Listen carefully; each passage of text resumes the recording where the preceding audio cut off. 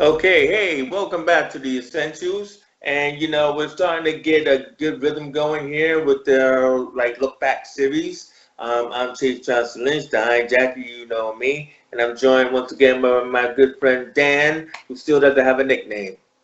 What's up, Dan? Okay. Oh man, you got to give me one, dude. I know. I'm the hitchhiker. You could be the wrecker. Who knows? But being that we like the idea of the trifecta working in threes, we decided on this particular episode we were going to look at, well, let's call it. What Dan calls it alien UFOlogy. Yeah, ufology or Alien. alien invasion movies, however you want to Yeah, look at yeah, it. yeah, yeah. I like ufology in a way, because that would make me go, what's that all about? But Right. but we think we came up with a nice triptych of films for every decade and everything. So just to let you know what we're going to be talking about, so we'll say it up top is that we got the Day the Earth Stood Still, Close Encounters of the Third Kind, and Independence Day. Yep. So looking at that, we're gonna go first back to the Day the Earth is Still, because again, I don't like remakes, so we're going back to the original when Klaatu showed up. So Dan, hit us off on the top.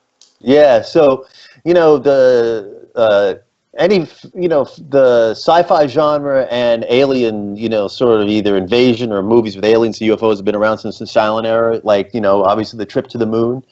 And then there were a few others during the silent through the 30s. I think through the 1930s, you had like your Flash Gordons and your Buck Rogers serials.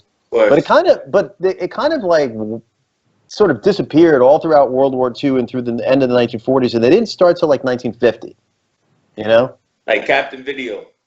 Well, not even captive video. I'm just saying. I'm saying features were like, a lot. It was like 1950 was the year where you started seeing all these movies coming out of like, Trip to the Moon or Men on Mars or Invaders from Mars or stuff like that. It was sort of like an explosion that year, and it just kept building and building and building and building and building.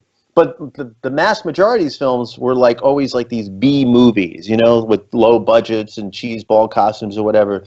The Day the Earth Stood Still, which came out in 1951, was the first sort of big budget Hollywood film. And it was directed by Robert Wise, who went on to do The Sound of Music and a whole bunch of other movies. The Uh, Haunting. The Haunting, yep, absolutely. And I think it came out in 1951. It was based on a short story that was published in 1940. Marvel Comics did their own version in the early 1970s in a book series called Worlds Unknown. Uh, the Gort, which was the big tall creature, right, was played by a guy named Locke Martinson, who was an usher at the Chinese movie theater in Hollywood. Wait a minute. Was it because he was a tall usher? Yeah, because he was 7'7". Oh, Jesus Christ. So He they was need one of those giants on Earth. so they probably like, where's the tall? We need the tallest guy in town. Let's go down to the Chinese theater, pick that guy up, right? That was it, Wow. And so they made the suit out of neoprene, uh, and uh, and then as far as cameo, I don't have any other information about casting like anybody else in this for this film, but Guy Williams, who was in Lost in Space, does have a cameo. Has a few Oh, lines, okay. was a much younger Guy Williams. Yeah. And it's interesting that like a year after this movie came out, there was a famous wave of UFOs that were sighted all over Washington D.C. in the summer of 1952. Hmm. And it kind of you start have to kind of wonder, well, what influenced what, So I assume that things like Roswell in 1947 and the dropping of the bomb sort of influenced these kind of movies, especially this movie. But then once this movie's out in popular culture, does that influence everybody the following summer? They see, they saw a flock of, seagulls, flying the wrong way above the Washington Monument, and people have already seen this movie, so they think that we're being invaded, right? Well, I mean, first of all, let me stop you there, bro, because, as we already know that, aliens have been around forever. And, it's just about the imagination of the filmmakers to be able to, how are we going to best capture this? So, back to that trip to the moon that George Méliès, the French Right. director, who made that. That was phenomenal for its time. You know, I mean, you got that D.W. Griffith, Birth of a Nation, and you got, Trip to the Moon. You know, it's kind of like the fantasy really started to expand people's minds. But then, hey, let's just kind of like make the things as we get. You know, we have our Pulp Fiction heroes, like our dime store novels, the comic books, which you already pointed out. But don't sleep on Captain Video, right? Because it was the fact that how are we going to really show this whole man from Mars kind of scenario? You got to remember, this is before man actually even thought of the concept of going to the moon. This is kind of like, so what happened? What you left out and buried the lead on is Roswell. You left out that the Roswell happened in 47. Well, I just said that. Yeah, I mean, I said that after the fact. Did you? Okay. Yeah, I did.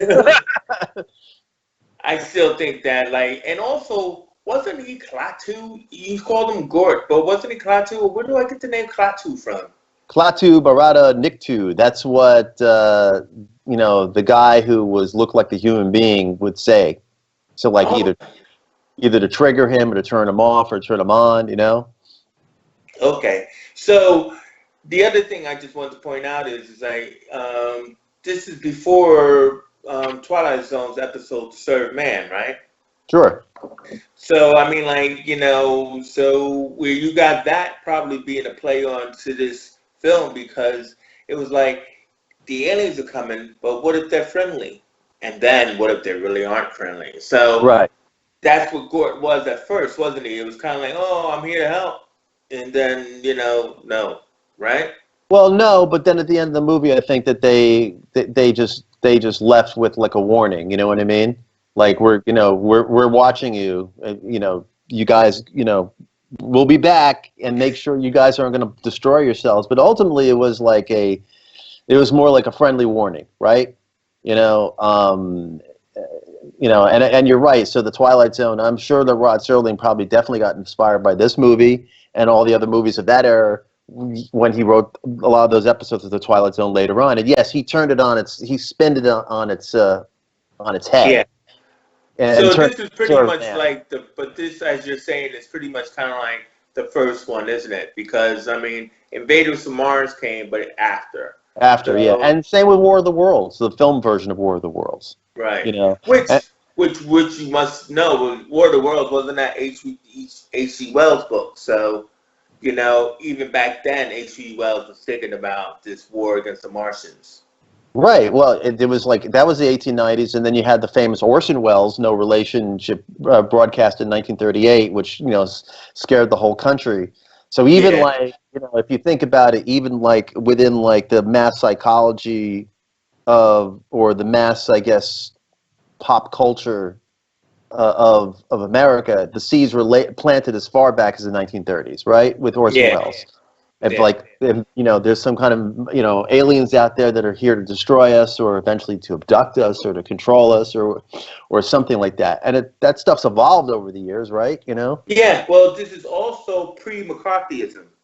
So I mean, that is when everything just blew up. With Invasion of the Body Snatchers and everything else like that. Sure. So but it was probably in the ether, this whole thing of what do they call it, xenophobia. Let's sure. Not trust people who aren't us and everything. So this film actually was a pioneer within all of that. Yeah, absolutely, yeah. So anything else on there? Because so you didn't get your casting no. They just didn't have any They just tell you who obviously is in the movie, like Michael Rene and Patricia Neal. And Patricia Neal was like an A-level star at that point, pretty much, So, but besides that, they didn't have any alternative castings. I have that for Close Encounters, but I don't have nothing for. Right. All right. So let's move. Let's move to the Close Encounters of the Third Kind. Yeah. And everything, because I think I remember you said this is pre-ET or post-ET. This is pre-ET, so Close Encounters. There's a lot to talk about Close Encounters. Oh man, get it started, bro. Because I think the thing about Close Encounters, which is really important for people to understand, is that like Spielberg took everything from the world of ufology, all the articles that had been written, all the books that had been written, of everything that had been transpiring in America probably for the last 30 years, and put it into this movie, right? Mm-hmm. So you have this, the secret relationships of the aliens with the government, right? And you have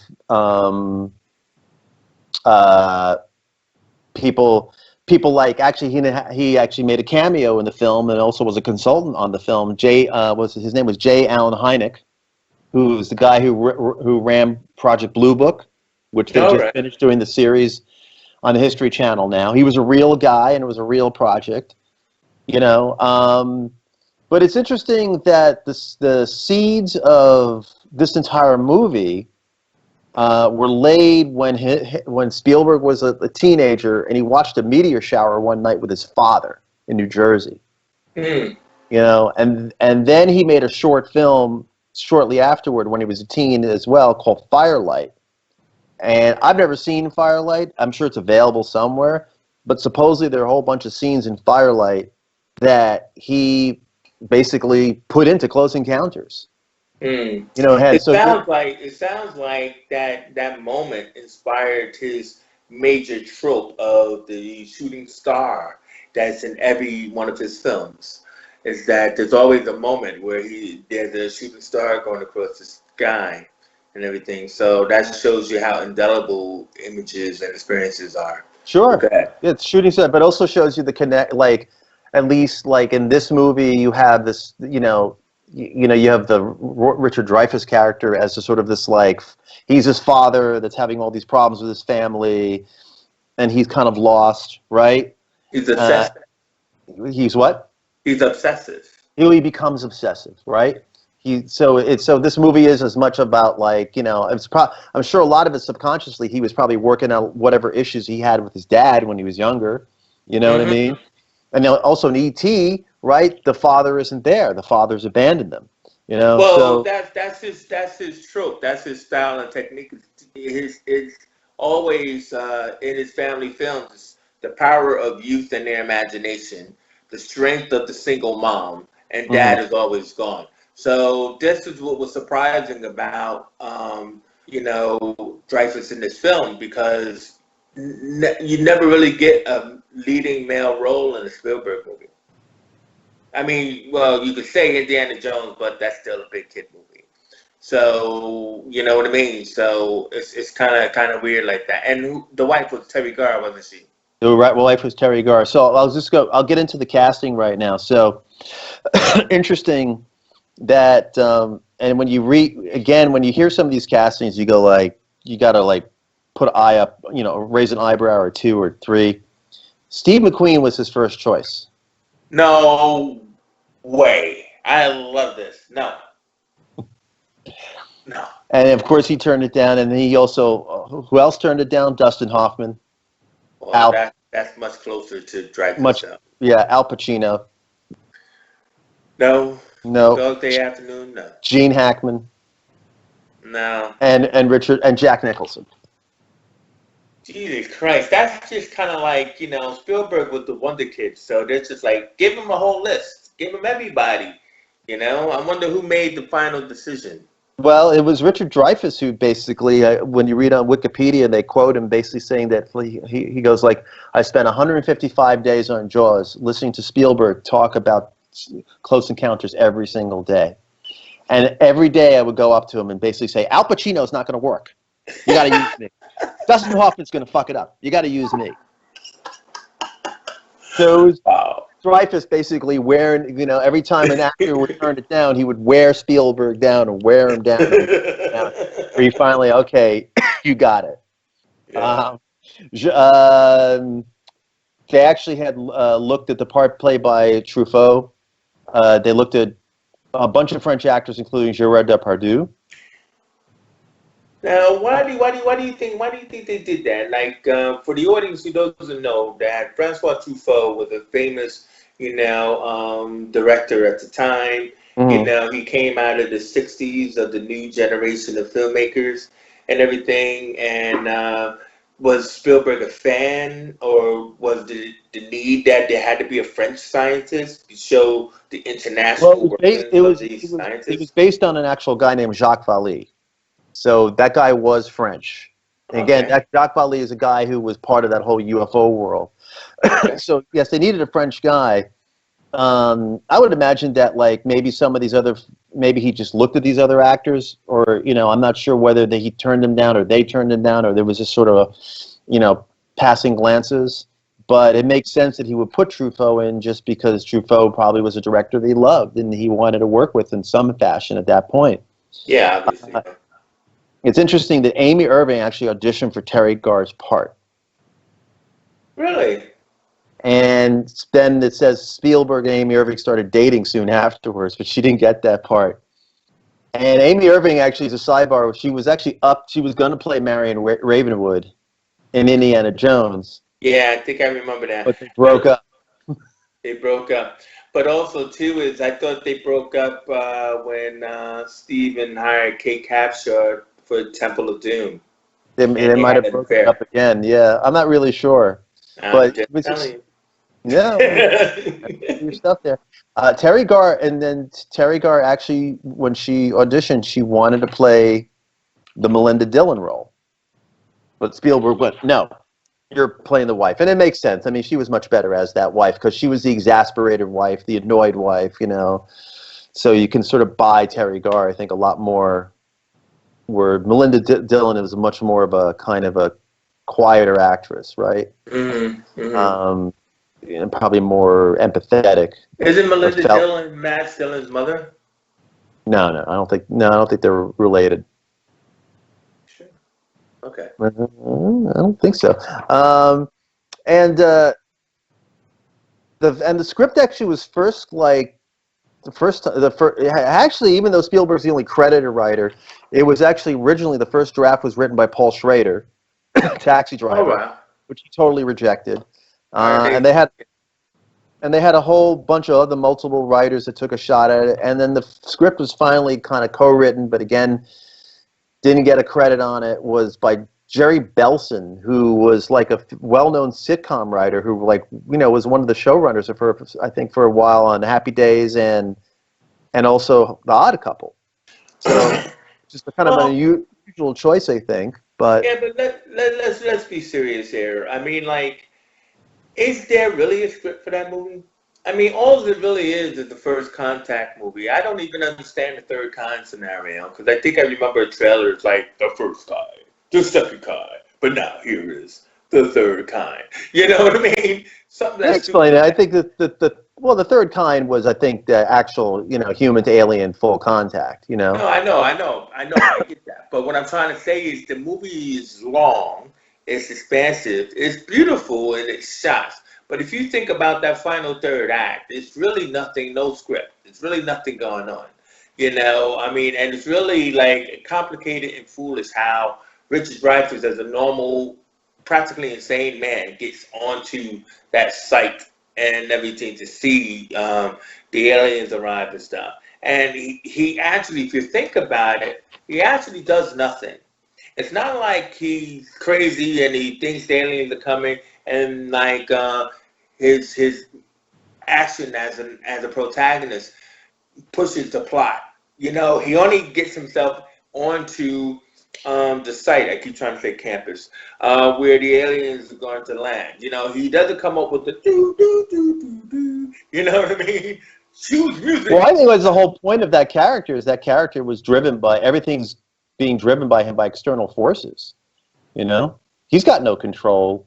Well, no, Oh, but this is what I mean. I mean, like, so when you're talking about like the story and films, especially around protagonists, I don't think he does anything but provides us something, some sense of drama to him going crazy because of his first encounter mhm. and wanting to, see these aliens again. Well, I think it's well, maybe the way you could kind of look at it, it's almost like it's a mystery that he's been trying to solve, and he solves at the end.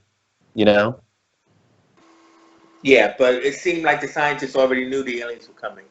They didn't need him to sign the They deal. knew it, yeah, but the audience needs to know that through him, you know. Okay. Okay, we could disagree about that shit, but yeah, and the interior. By the way, if people don't know this, the interiors, all the the stage where they shot the whole spaceship arriving, Mm, that was shot in Mobile, Alabama, okay. because they had like these old giant Air Force hangars that were abandoned. That because there were no sound stages like in the country that Really? that were big enough back No, then. I thought there was an actual place out in California somewhere where they shot some of those exteriors because I remember a YouTuber was saying, "I'm going to this place, Mount something, and everything. That is an actual place that you can visit." Well, yeah, that's Devil's Tower that's in Wyoming. So everything when they're like going up the side of the mountain, that's in Yeah. Wyoming. But once they come over the other side, you Uh-huh. know, and then you see the whole landing thing, because Devil's Tower is just a round thing like that. There's nothing underneath Yeah. the side. So Yeah. that's how they split. And then Roy Neary's house, which is supposed to take place, he was supposed to live in Indiana, but they shot that in Mobile as well. Mm. You can imagine. I think that house. I think I looked up a few years ago. I think that home is still there. You can imagine. I always wonder about like those people who were like, buy that house and live in the Close Encounters home. You know, Yeah. Yeah. Exactly. and Yeah. and people Yeah. It's a knuckleheads different driving place. up like, hey, hey, hey, And the whole thing with like this movie too was the fact that there were like, there were three versions, right? Mm-hmm. There was the release, then the 1980s director's cut, then Spielberg went back again and re-edited it again for the 1998 collector's The edition. special edition one. The special edition Yeah, one. But the wasn't three. it just more on the ending? Yeah, well, there are three versions, right? So and they're really nothing more than tweaks. I actually never liked seeing the interior of the ship. I always thought it was like, once he walks onto it and flies away, like fly away, and I don't need to see any more. And by the way, and we'll move on to Independence Day in one sec, but there is a small little piece of trivia that on the model of the mothership, Mm-hmm. they they went out and they took a small R2D2 and they glued it on the bottom, The helmet. on the helmet or something, yeah, or maybe on the flip side, but yeah. Yeah. So the Mm-hmm. R2D2 somewhere on that ship. Okay. All right. All right. All right. He's like, I know the guy who made Star Wars, so I'm pretty sure I could get Exactly. that. Exactly. All right. So anyway, then came Independence Day, which was a feat in itself because this was this was like Jaws, where Jaws was considered the first blockbuster. Independence Day was kind of like considered the first Mr. Fourth of July movie for Will Smith. It Mhm. was his first mega hit, but it also kind of like launched the roles of Dean Devlin and Roland Emmerich as these disaster artists. Mhm. And I don't mean like Tommy Wiseau. Because the effects were phenomenal in this film as far as blowing up all these iconic structures. Just from the trailer alone, seeing the White House being blown up, which is very prevalent today. But it's kind of like seeing the Statue of Liberty in the beach on Planet of the Apes. You know what I Mhm. mean? It's Sure. kind of very iconical in that. But what I always found interesting was the I wouldn't say the unlikely hero ship, but maybe because he's black. The unlikely heroes, Will Smith and Jeff Goldblum. Now, Jeff Goldblum, he was a star on the rise, at this time, but this was probably that which launched him over the hill. I don't know if you would agree or not, No, but no, no. Jurassic Park came before. yeah, but okay. But I mean, the thing about it is, I'm just trying to say I know Jeff for a long time in his films, but maybe I get my time wrong. But I still think that this didn't hurt his career. How about that? But it No, was kind of like the first big Fourth of July film for Will Smith, wasn't it? of course. Yeah, so I mean, not because it's Independence Day, but just because it's like, hey, let's put this kid in a blockbuster, and oh my God, what the hell? It blows up. cast of thousands in this film. You know what I mean? But I think it was really the corny bit was, of course, was Will Smith's big punch in the alien, and he stays like knocked out, you know, through the whole dragon, through the desert, entering the Area 51, and all of this other kind of stuff. And it's just like, oh, come on, man, yeah, whatever. But yeah, no, go ahead. So this was phenomenal film, and Bill Pullman as the president, man. I mean, I just recently watched this film, I think before the lockdown, to be honest with you. But, I mean, that was just phenomenal. Him and Randy Quaid, they gave a lot of people some good bits in that movie. But go ahead. What else you got? I mean, did they have other casting for that one? Well, he was... Don't really have much in the way of like casting here because they said that Will Smith was always the #1 choice. You know, they wrote it with the intention of putting having a black actor play that role, and I think they might have even written it with him in mind. But it's interesting that the idea for the film actually came when they were doing a press tour for Stargate in Europe. What, 1993 probably? Yeah. And a reporter asked them if they believed, or Roland Emmerich, if he believed in aliens. And like that questions, they started talking and talking about riffing about whatever they believed or didn't believe at that press conference, and that was the spark for Independence. So it just sort of shows you that like an idea for anything can come from anywhere, right? Yeah. The U.S. military, that they were going to cooperate until Roland Emmerich but they basically told them like, we'll give you full cooperation, but you got to take out all references to Area 51. Well, so where they go is not Area 51, but someplace. Well, no, they were, Dean Devlin and Roland Emmerich refused to take that out of the script. They wanted Area 51 in there, so they ended up not getting cooperation from the military. But it's interesting that the U.S. military wanted them to take out references to Area 51. And by that point in the culture, by the mid-90s, everybody knew what Area 51 was. But then if they co-opted it, it's kind of like saying, yes, we do have a stealth ship in here. Right. So they didn't want. We did operate on aliens and steal their technology. Of course we didn't. Yeah. It's also very interesting to think about like the fact that since this film was done like in the mid-90s, how much model making and building these miniatures were still going on. So basically, Independence Day supposedly had twice the amount of models and miniatures of any other film that had ever been made up to that point. They built. The model of the White House was 10 feet by 5 feet in dimensions.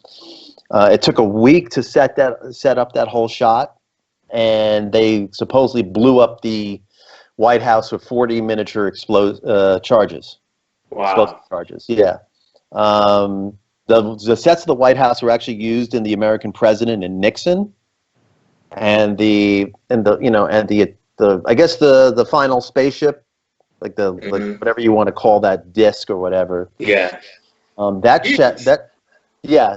set was 65 feet wide, and it took 4 months to build.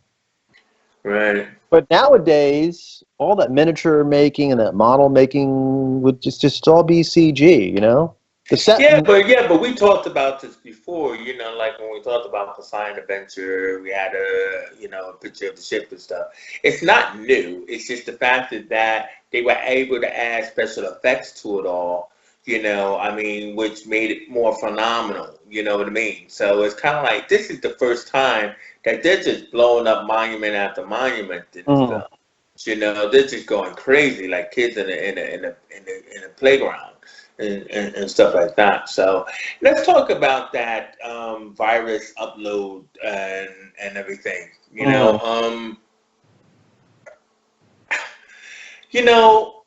Like being a writer, and everything like that.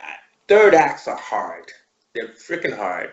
And they took a long time because they had this whole big cast. It took a long time to get Goldblum and Smith together, and it was like, totally, like, can these two guys do it? And it's like, yeah, I know how to load the floppy disk, and I know how to fly a spaceship. And then they get stuck. You know what I mean? And it's Mm-hmm. like, why does the alien, they keep cutting to the side of the alien going, no, I don't know, there's a ship out there. Hey, but they're not communicating with us. Let's not kill it. Let's throw it. Let's destroy it. No, let's not. Let's just wait. And while they upload. And it was cringeworthy, man. It was really cringeworthy waiting for this thing to freaking, and then it's like, okay, let's show them, hey guys, hey, we're here. And the alien goes, hey, look, there are humans in that ship. And they still take the time to connect. I'm just kind of like, look, man, we always want our heroes to live, to survive. But, yeah, that was pretty harsh. It's one of those things where, like, you're probably right. Like, it works, like, when you're watching it for the first time, right? And you're so caught up in, like, the action, the moment, and, like, yeah, we're about to destroy them, that, like, it works. But you're probably right, in repeated viewings, you go back and, like, Well, I mean, the Randy Quaid sacrifice was the best thing. I think that they killed themselves with that because they actually created a really complicated character in Randy Quaid with the kids and everything else like that. And his big sacrifice, which caused them to, break the field and let all the ships go in, he's the real hero of the film.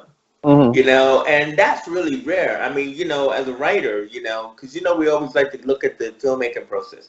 As a writer, it's kind of like when they wrote his role, they didn't realize that because he kind of like died before, like the twist, before the heroes, supposedly saved the day, and he's the actual hero of that film, which is Right. why I'm like, you could have blown up Goldblum and Smith, and it wouldn't matter because he sacrificed. And I love that bit with his son, being able, the soldier tells him, like, your father was a hero. He's like, I know.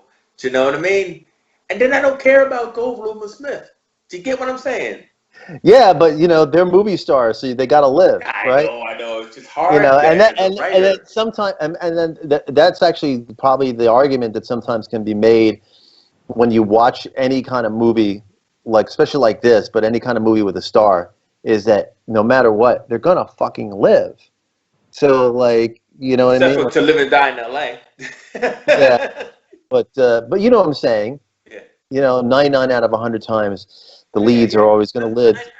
I know, but it's just that thing of, like, I mean, we're running out of time now, but it's just that thing of, heroes, stoic, straight men characters, the heroic ones, you give them this kind of foible that they only deal with in the first act, really. And then the Mm, second act is them going into straight up action.